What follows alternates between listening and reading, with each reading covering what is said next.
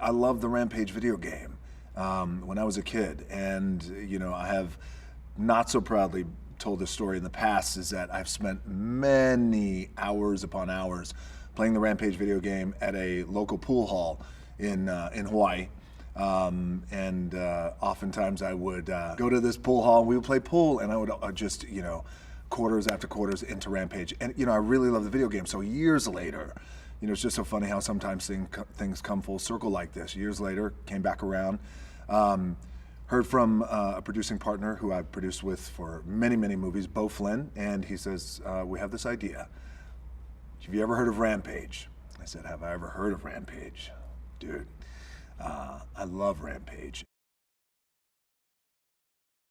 Working with Jason was just incredible. It was incredible, and I really appreciate the hard work and the commitment that Jason put in. Because a lot of times in movies, a commitment like that can be looked at, but also it could be overlooked when you have these gigantic monsters and it's a big movie like Rampage, and there's a lot of other things and elements happening around every corner. If I could shine the spotlight on Jason, I will happily do that, because his commitment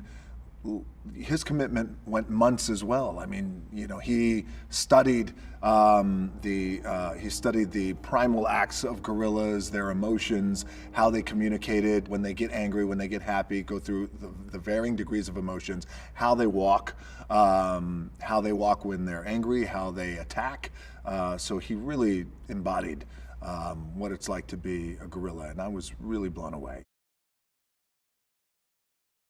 One of the goals was, well, let's do our best to try and raise the bar in the monster genre. There's been some great monster movies of the past, but what if we defined ourselves as hopefully raising the bar just a little bit in terms of the monster genre? And when you look around the room and everybody's nodding their heads, and in that moment, well, this could be something very special. We have a relationship where we're buddies, we're friends, we're collaborators, we're business partners, but we're also children.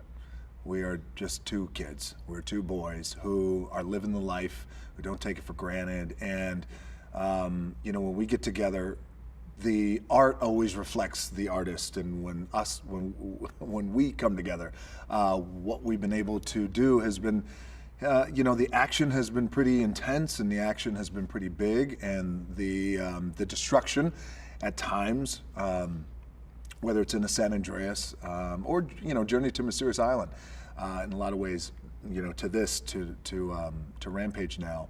I think what fans can always count on is great action, big action, intense, and also trying to do things that push the envelope just a little bit more. To build practical sets everywhere we possibly could build them, and add a little bit of green screen, just helped me as a performer. It was invaluable, because there is destruction and debris, twisted metal, concrete. It is everywhere. There's smoke machines. You're coughing legitimately. I mean, you're in it. You're in it as best you can be within the world of acting. And I appreciate that. And Brad and I, again, we have this shorthand, Brad Peyton and I, we have this shorthand that we're going to make sure that everything is as practical and as real as it can be, not putting everybody in danger.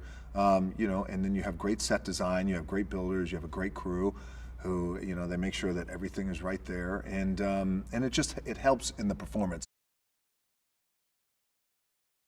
The movie, and fans will see, there's going to be a time where the movie goes along like this, and we're setting up the story, and then bang, you're off, and then that is it, and then you are on this ride and you do not get off, and it's like this. So your adrenaline as you're watching the movie, and I've watched the movie with people who had not seen the movie before, close friends and family, and they have a lump in their throat and their adrenaline, because it's non-stop. The goal and the challenge is always to find somebody opposite me who, can bring it, who can get in there, who I can bang with. And the best part about Jeffrey Dean Morgan's character, who gets in there and he goes toe-to-toe with me, unlike any other actor in the past who's gone toe to toe with me, every other actor who's gone toe to toe with me, whether it's franchise or whatever it is in the past, there's always a sense of machismo, and a lot of times actors, I don't know why, their voice will drop down into here. So that's not your regular octave. Get up high into the clouds where your real register is. They talk like this.